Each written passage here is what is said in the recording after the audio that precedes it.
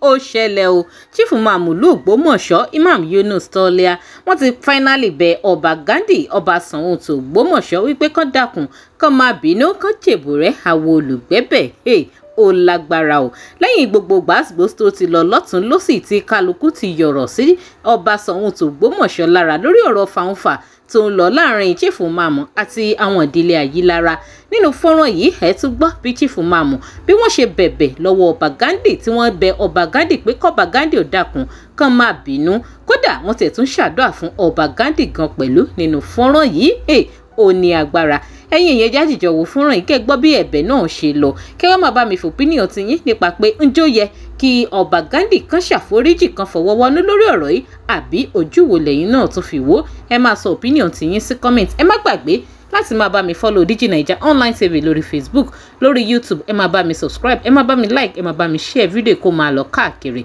ó yẹ ẹjẹ àjèjọ wò fọ́nrán yìí kẹ́ máa bá mi fòpinion yín sí comment. Jọ̀wọ́ mójú kúrò fún ọmọ ilé dára níwọ̀n kó má ṣe bàbá.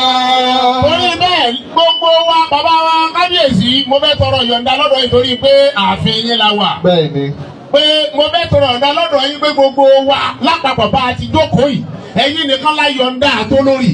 Àwa tó kù ọwọ́ àdìdè dúró sọ pé bàbá wa Ghandi ẹ má bínú lẹ́ẹ̀kan náà ẹ̀jẹ̀ àṣẹ bẹ́ẹ̀. Bàbá wa kábíyèsí ẹ má bínú. Ẹ̀jẹ̀ ń lẹ̀ lẹ́ẹ̀kan sí i. Bàbá wa kábíyèsí ẹ má bínú. Ẹ̀jẹ̀ lẹ́ẹ̀kan sí i. Bàbá wa kábíyèsí ẹ má bínú. Ẹ̀jẹ̀ kábíyèsí o. Kábíyèsí o. Ẹ̀jẹ̀ lẹ́ẹ̀kan sí i. Kábíyèsí o. Kábíyèsí o. Ayọ̀ ọba kálẹ̀ rí omi rajà bá ọba lọ́wọ́. Aṣọ lékeleke ní ìdọ̀tí. Ọwọ́ lọ́ba àtòkèrè. Ilẹ̀ nílẹ̀ yẹlé. Ayọ̀ ọba kálẹ̀ rí omi rajà bá ọba lọ́wọ́. Aṣọ lékeleke ní ìdọ̀tí. Ọwọ́ lọ́ba àtòkèrè. Kábíyèsí o.